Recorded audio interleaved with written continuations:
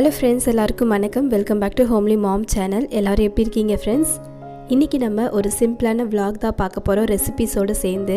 அது மட்டும் இல்லாமல் நான் உங்களுக்கு வந்து ஹோம்மேட் சோப் செஞ்சு காமிச்சிருக்கேன். கூடவே ஈவினிங் வந்து ஒரு ஃபங்க்ஷன் போயிருந்தேன், ஃபேமிலி ஃபங்க்ஷன். அந்த வீடியோஸும் நான் வந்து இதில் இன்க்ளூட் பண்ணியிருக்கேன். ஸோ வீடியோ ஃபுல்லாக பார்த்து என்ஜாய் பண்ணுங்கள்.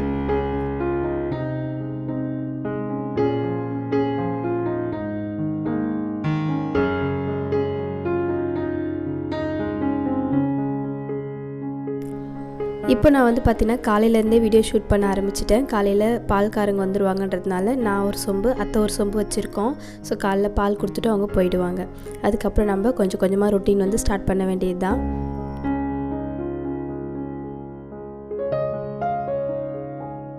ஃபேமிலி ஃபங்க்ஷன்னு சொல்லியிருந்தேன் இல்லையா, அது வந்து என்னுடைய அத்தை பொண்ணோட பசங்களுக்கு தான் காது குத்தல் ஃபங்க்ஷன் வச்சுருந்தாங்க. நம்ம ஊர் பக்கத்துலேயே கூனிச்சம்பட்டுன்னு ஒரு ஊர் இருக்குது இல்லையா, அங்கே தான் வச்சுருந்தாங்க. ஸோ நானும் அப்பா மட்டும் போயிருந்தோம். இவருக்கு வந்து ஒர்க் இருந்துச்சு. அது மட்டும் இல்லாமல் தம்பி வந்து சாயந்தரத்தில் தூங்கிட்டான். அதனால் அம்மா வந்து நான் தம்பியை பார்த்துக்கிறேன், நீயும் அப்பாவும் போயிட்டு வாங்கன்னு சொல்லிட்டாங்க. அதனால் நானும் அப்பாவும் தான் அந்த ஃபங்க்ஷன் போய் அட்டன் பண்ணோம். ஸோ அந்த மொமெண்ட் எல்லாம் கண்டிப்பாக உங்களோட லாஸ்ட்டாக தான் நான் ஷேர் பண்ணியிருக்கேன். அதுக்கு முன்னாடி வந்து பார்த்திங்கன்னா இப்போ நம்ம சோப் வந்து பார்த்துடலாம். இந்த ஹோம்மேட் சோப் செய்கிறதுக்காக நான் வந்து பியர் சோப் தான் எடுத்திருக்கிறேன்.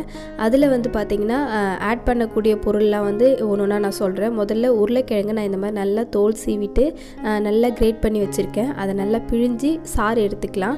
நீங்கள் அரைச்சி கூட நீங்கள் சாறு எடுத்துக்கோங்க. எனக்கு இந்த அளவுக்கு போதும், ஒரு 2 ஸ்பூன் அளவுக்கு போதும்.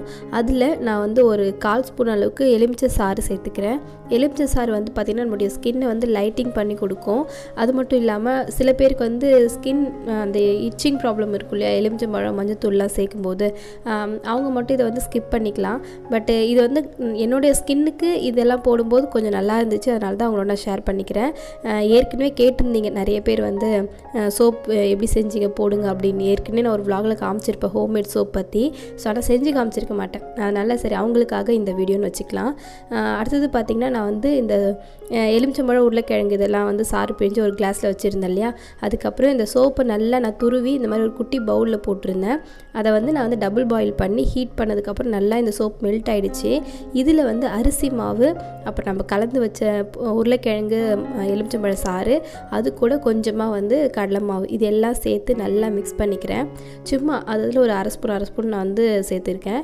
அதுக்கப்புறம் கஸ்தூரி மஞ்சள் தூள் வந்து ஒரு 2 பிஞ்ச் அளவுக்கு நான் சேர்த்துக்கிறேன். கூடவே சோப்புனால நம்மளை ட்ரை பண்ணிடக்கூடாது அப்படின்றதுனால நான் வந்து சும்மா ஒரு 4 சொட்டு அளவுக்கு தேங்காய் எண்ணெய் சேர்த்துருக்கிறேன். ஃபைனலாக குங்குமப்பூ சேர்த்துக்கலாம். இது வந்து ஆப்ஷனல் தான், இது போகணுன்னு அவசியம் இல்லை. என்கிட்ட இருந்துச்சு, நான் அதனால் கொஞ்சமாக சேர்த்துக்கிட்டேன். இப்போ இது எல்லாத்தையும் மிக்ஸ் பண்ணிவிட்டு இந்த மாதிரி ஒரு சின்ன கண்டெய்னரில் நான் வந்து தேங்காய் எண்ணெய் வந்து ஊற்றிருக்கேன். அதை நல்லா ஸ்ப்ரெட் பண்ணிக்கலாம். இதில் நம்ம ரெடி பண்ணி வச்சுருக்க அந்த சோப் மிக்சரை இதில் ஊற்றி அப்படியே நீங்கள் வெளியிலே வச்சிடலாம். ஃப்ரிட்ஜெல்லாம் வைக்கணும்னு அவசியம் இல்லை. வைக்கிறதா இருந்தாலும் வச்சுக்கோங்க, ஃப்ரீசரில் வச்சுக்கோங்க. நான் வந்து வெளியிலே தான் வச்சுருக்கேன். இப்போ வந்து காலையில் ரெடி பண்ணிவிட்டு சாயந்தரம் எடுக்கிற மாதிரி தான் இருக்கும். இது அந்த மாதிரி இருந்துச்சு. இதை நான் வந்து ஏற்கனவே எடுத்து வச்ச வீடியோ உங்களுக்காக இதில் நான் வந்து ஆட் பண்ணியிருக்கேன். ஸோ இப்போ வந்து பார்த்திங்கன்னா நல்லா ஒரு 6 மணி நேரம் கழித்து கூட நீங்கள் பார்த்தீங்கன்னா சோப் வந்து நமக்கு நல்லா செட் ஆகிடும். இது நம்ம வந்து எப்பயும் போல் உடம்புக்காக இருந்தாலும் சரி, ஃபேஸுக்காக இருந்தாலும் சரி தாராளமாக யூஸ் பண்ணிக்கலாம். என்னோடய ஸ்கின்னுக்கு பிம்பிள், எனக்கு வந்து கொஞ்சம் ஆயிலி காம்பினேஷன் ஸ்கின் மாதிரி இருக்கும். எனக்கு இந்த சோப் நல்லாவே செட் ஆகுது. அடிக்கடி வந்து நம்ம பார்த்திங்கன்னா இந்த மாதிரி பியர் சோப் வச்சு நிறைய மெத்தடில் சோப் செய்வேன். இதுதான் ஃபாலோ பண்ணுவேன்னு கிடையாது. இந்த வாட்டி நான் வந்து உங்களுக்கு இது மாதிரி செஞ்சு காமிச்சிருக்கேன். நெக்ஸ்ட் டைம் நான் புதுசாக ட்ரை பண்ணுறேன் அப்படின்னா கண்டிப்பாக அதையும் நான் உங்களோட ஷேர் பண்ணிக்கிறேன். இந்த சோப் வந்து பார்த்திங்கன்னா என்னோடய ஸ்கின்னுக்கு சூப்பராக செட் ஆகுது. முடிஞ்சால் உங்களுக்கு என்னோடய ஸ்கின் டைப் இருக்குது அப்படின்னா நீங்களும் இந்த சோப் வந்து ட்ரை பண்ணலாம்.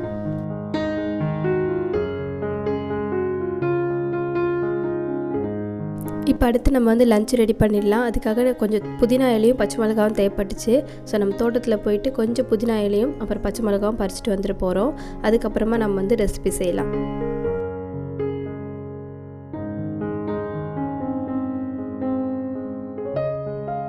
இந்த வாரம் இட்லி மாவு வந்து காலி ஆகிடுச்சு. ஸோ அதனால் இட்லி மாவுக்கு அரிசி ஊற வச்சுருந்தேன். அதுவும் நான் ஒரு பக்கம் வந்து கிரைண்டரில் போட்டிருக்கேன். அது அரைப்பட்டுட்டு இருக்குது.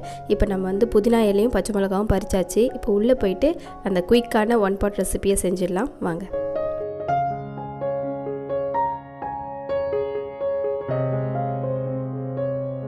இப்போ இந்த ரெசிபிக்கு நான் வந்து ஒரு காரத்துக்காக பச்சை மிளகா 2 சேர்த்துருக்கேன். உங்களுக்கு எவ்வளோ காரம் தேவையோ அதுக்கேற்ற மாதிரி நீங்கள் சேர்த்துக்கோங்க. கூடவே வெங்காயம், அப்புறம் வந்து புதினா தழை நம்ம பறித்து எடுத்துகிட்டு வந்தோம் இல்லையா, அதை வாஷ் பண்ணிவிட்டு சேர்த்துருக்கேன். மிக்ஸி ஜார் பத்தலை, அதனால் கொஞ்சம் பெரிய மிக்ஸி ஜாருக்கு மாற்றிக்கிட்டேன். அதுக்கப்புறம் வந்து பார்த்திங்கன்னா மல்லித்தழை இதையும் சேர்த்துட்டு ஃபைனாக நம்ம அரைச்சி எடுத்துக்கலாம். சின்ன வெங்காயம் சேர்த்துக்கிட்டிங்கன்னா இன்னும் டேஸ்ட் நல்லாயிருக்கும். என்கிட்ட அது இல்லைன்றதுனால நான் இது சேர்த்துருக்கேன். இப்போ இந்த அளவுக்கு நல்லா நான் ஃபைனாக அரைச்சி எடுத்துகிட்டு வந்துட்டேன். இப்போ நம்ம வந்து குக்கரில் 1 பாட் ரெசிபி செய்கிறதுனால நான் குக்கரில் வச்சு செய்கிறேன். உங்கள்கிட்ட அடி கனமான பாத்திரம் ஏதாவது இருந்தால் நீங்கள் அதில் கூட செஞ்சுக்கலாம். இப்போ நான் வந்து ஒரு 3/4 ஸ்பூன் அளவுக்கு நெய் எடுத்திருக்கேன். அதை நல்லா மெல்ட் ஆகட்டும். அதுக்கப்புறமா ஒரு 2 கரண்டி அளவுக்கு கடலை எண்ணெய் சேர்த்துக்கிறேன். இது எல்லாமே ஹீட் ஆனதுக்கப்புறமா ஹோல் ஸ்பைசஸ் ஆட் பண்ணிக்கலாம். பட்டை, கிராம்பு, ஏலக்காய், பிரிஞ்சி இலை இந்த மாதிரிலாம் இருக்கும் இல்லையா, அது எல்லாமே சேர்த்துக்கோங்க.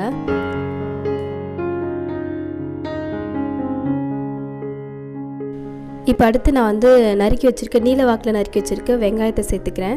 இது நல்லா கோல்டன் கலர் வரணும். அந்த அளவுக்கு வந்ததுக்கப்புறமா இஞ்சி பூண்டு பேஸ்ட் வந்து நான் ஒரு 2 ஸ்பூன் அளவுக்கு சேர்த்துக்கிறேன். இந்த சாதம் வந்து நல்லா புதினா ஃப்ளேவர், அப்புறம் இந்த இஞ்சி பூண்டு பேஸ்ட்டோட ஃப்ளேவர் எல்லாம் சேர்ந்து ஒரு மாதிரி நல்ல டேஸ்ட்டாக கொடுக்கும். இதுக்கு வந்து சிப்ஸு அப்படி இல்லைன்னா ஏதாவது சிக்கன் ஃப்ரை அந்த மாதிரிலாம் சாப்பிட்டிங்கன்னா இன்னும் சூப்பராக இருக்கும்.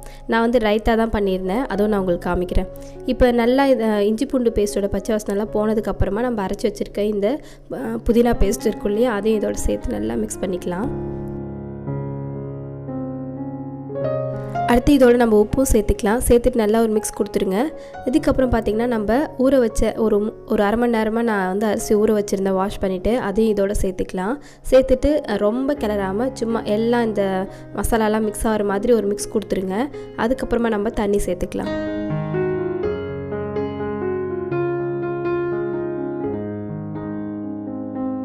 இப்போ நான் வந்து பார்த்திங்கன்னா 1 கிளாஸ் அரிசி எடுத்துருக்கிறேன். அதில் 2 கிளாஸ் அளவுக்கு தண்ணி சேர்த்துக்கிறேன்.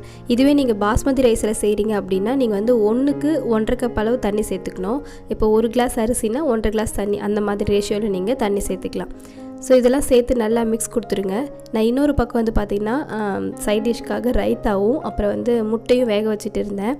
இது வந்து அஷத்துக்கும் அவங்க அப்பாவுக்கு மட்டும், எனக்கு முட்டை வேணாம் ரைத்தாவே போதும்னு விட்டாச்சு. அடுத்தது பார்த்திங்கன்னா இந்த அளவுக்கு தண்ணி நல்லாவே ட்ரெயின் ஆகிடுச்சு. இப்போ நம்ம கட் பண்ணி வச்சுருக்க உருளைக்கிழங்கும் அப்புறம் ஊற வச்ச அந்த கருப்பு கடலை இருக்கும் இல்லையா, அதையும் நான் சேர்த்துக்கிறேன். சேர்த்துட்டு நல்லா மிக்ஸ் கொடுத்துருங்க. இப்போ தண்ணி வந்து நல்லா சும்மா மேலோட்டமாக தெரியும் பார்த்திங்களா, அந்த மாதிரி இருக்கணும். அதுக்கப்புறமா நீங்கள் லிட்டு போட்டு மூடிடுங்க. அதுக்கு முன்னாடி நான் வந்து கொஞ்சமாக லெமன் ஜூஸ் வந்து ஆட் பண்ணிக்கிறேன். இப்போ இந்த மாதிரி ட்ரெயின் ஆனதுக்கப்புறமா நம்ம குக்கர் மூடி போட்டு லிட்டு போட்டு வச்சிடலாம். விசில் விட்டு கரெக்டாக வந்து பார்த்திங்கன்னா மீடியம் ஃப்ளேமில் வச்சு ஒரே ஒரு விசில் மட்டும் வைங்க, அதிலே குக் ஆகிடும். அடுத்தது அந்த விசில் வர கேப்பில் நான் வந்து பார்த்திங்கன்னா ரைத்தா ரெடி பண்ண போகிறேன். நான் வந்து ஆனியன் ரைத்தா பண்ணலை, வெள்ளரிக்காய் வச்சு தான் ரைத்தா பண்ணுறேன். ஸோ அதனால் வெள்ளரிக்காய் நல்லா சீவி இந்த மாதிரி வச்சுக்கலாம். இதில் கொஞ்சமாக தேவையான அளவுக்கு உப்பு சேர்த்துக்கிறேன். கூடவே கொஞ்சமாக பெப்பர் தூளும் சேர்த்துக்கலாம். பெப்பர் தூள் சேர்க்கும் போது சாப்பிடும்போது ஃப்ளேவர் இன்னும் நல்லாயிருக்கும். இந்த ரைத்தா நீங்கள் பண்ணுறீங்க அப்படின்னா சாப்பிட்ற டைமில் கரெக்டாக பண்ணுங்க. அப்படி இல்லைன்னா இந்த வெள்ளரிக்காயிலேருந்து தண்ணி நல்லா விட்டு ரொம்ப தயிர்லாம் சேர்த்ததுக்கப்புறம் ரொம்ப தண்ணியாக இருக்கும். அதனால் சாப்பிட போகிற டைமில் நீங்கள் வந்து தயிர் சேர்த்துக்கோங்க. இப்போ நல்லா வந்து மிக்ஸ் கொடுத்துடலாம். நான் வந்து வெள்ளரிக்காய், உப்பு, மிளகுத்தூள் அப்புறம் தயிர் சேர்த்துருக்கேன். இது எல்லாம் சேர்ந்த மாதிரி நல்லா ஒரு மிக்ஸ் கொடுத்துட்டா நமக்கு ரைத்தா ரெடி ஆகிடும். அவ்வளோதான், சூப்பராக ரெடி ஆகிடுச்சு. இப்போ நம்ம வந்து விசில் வந்துடுச்சு. இதுக்கப்புறம் நம்ம சர்வ் பண்ணுற வேண்டியது தான். ரொம்ப குயிக்காக சிம்பிளாக செஞ்சிடலாம். நான் வந்து முட்டை வச்சுக்கல, அஷத் அப்பாவுக்கும் அவங்களுக்கு மட்டும்தான் முட்டை செஞ்சேன் அப்படின்றதுனால நான் வந்து ரைத்தா வச்சு சாப்பிட போகிறேன். ஸோ அருமையான லஞ்சும் ரெடி ஆகிடுச்சு. இதுக்கப்புறம் நம்ம வந்து பார்த்திங்கன்னா ஃபங்க்ஷனில் பார்க்கலாம்.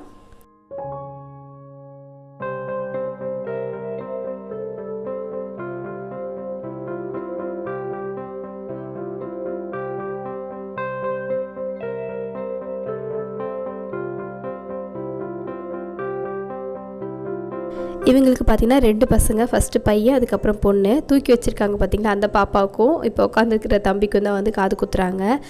தம்பி உண்மையை சொல்லணும்னா அழவே கிடையாது, அவன் கொஞ்சம் கூட அழவே இல்லை. காது குத்தி முடிச்சதுக்கப்புறம் கூட எழுந்து போய் நின்றுக்கிட்டான், சைலண்ட்டாக நின்றுட்டானே தவிர அழலை. பட் எனக்கு தெரிஞ்சு அவனுக்கு வலிச்சிருக்கோம். ஆனால் பாப்பா தான் ரொம்ப அடம் பிடிச்சிட்டா. மாலையும் போடல, காது குத்தவும் சரியாக விடவே இல்லை. வேணாம் அழும் போல் எனக்கே ஒரு மாதிரி கண்ணெல்லாம் கலங்கிடுச்சு அவள் பாப்பா அழுறதை பார்த்துட்டு. ரொம்ப அழுதுட்டா. சரி அப்புறம் ஏதாவது சமாதானம் பண்ணி அப்புறம் எப்படி காது குத்தி முடிச்சாச்சு. ஒரு ஃபேமிலியோடு சேர்ந்து நம்ம இந்த மாதிரி ஒரு ஃபங்க்ஷன் அட்டன் பண்ணும்போது எவ்வளோ ஜாலியாக இருக்கும்னு அது போயிட்டு நம்ம அட்டன் பண்ணும்போது அங்கே இருக்கிற மொமெண்ட் என்ஜாய் பண்ணும்போது தான் தெரியும். ரொம்ப ஜாலியாக இருந்துச்சு. இது வந்து பார்த்திங்கன்னா நேற்று தான் வந்து ஃபங்க்ஷன் போயிருந்தோம். அன்றைக்கி ஈவினிங் எடுத்த வீடியோ இது எல்லாமே.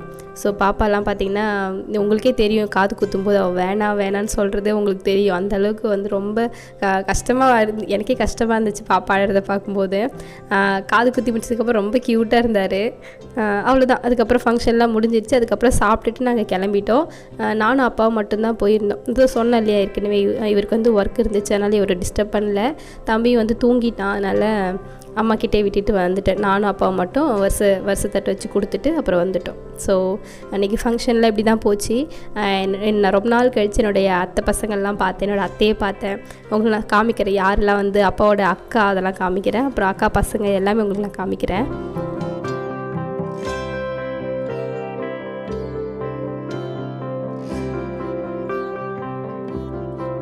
இப்போ இந்த ஃப்ரேமில் இருக்கிறது பார்த்திங்கன்னா என்னுடைய தொத்தாவும் தொத்தா பொண்ணும். தொத்தான்னா யாருன்னு நிறைய பேர் கேட்குறீங்க. சித்தி தான் தொத்தான்னு நாங்கள் சொல்கிறோம். அத்தை, இவங்க வந்து என்னுடைய அத்தை, அப்பாவோடைய சின்ன அக்கா. அப்புறம் இப்போ ஒயிட் கலர் சாரீ கட்டிட்டு வராங்களே அவங்க வந்து என்னுடைய அக்கா. ரீசெண்டாக கூட நான் வந்து ஒரு ஃபங்க்ஷன் போயிருந்தேன் இல்லையா, தண்ணி ஊற்றுற ஃபங்க்ஷன் சொல்லிவிட்டு என்னுடைய அப்பாவோடைய அண்ணன் பொண்ணு. அதுக்கப்புறம் ஒயிட் கலர் சாரீ ஃபஸ்ட்லேருந்து சொல்கிறேன். ஒயிட் கலர் சாரீ வந்து அப்பாவோட அண்ணன் பொண்ணு, ப்ளூ கலர் சாரீ அப்பாவோட அக்கா பொண்ணு, அக்கா பொண்ணோட பொண்ணு. இவங்க தான் அக்கா, அப்பாவோடைய அக்கா. அப்புறம் நான் வந்து அப்பா பொண்ணு. அவ்வளோதான். நாங்கள் 5 பேரும் சேர்ந்து ஃபோட்டோ எடுத்துட்டோம். நிறைய பேர் என்னுடைய அத்தை பொண்ணுங்க 2 பேர் வந்து மிஸ் ஆகிட்டாங்க. இதில் வீடியோ எடுக்க சரியாக முடியல, ரொம்ப டைம் ஆகிடுச்சு அப்படின்றதுனால அவசரமாக வீடியோ எடுத்து முடிச்சுட்டு அப்புறம் வந்து தாம்பல் தட்டு கொடுத்துட்டு நாங்கள் கிளம்பிட்டோம். அப்புறம் சாப்பிட்டு தான் கிளம்பணும், சும்மா கிளம்பிட்டோம் சொல்லக்கூடாது. பிரியாணி தான் போட்டாங்க.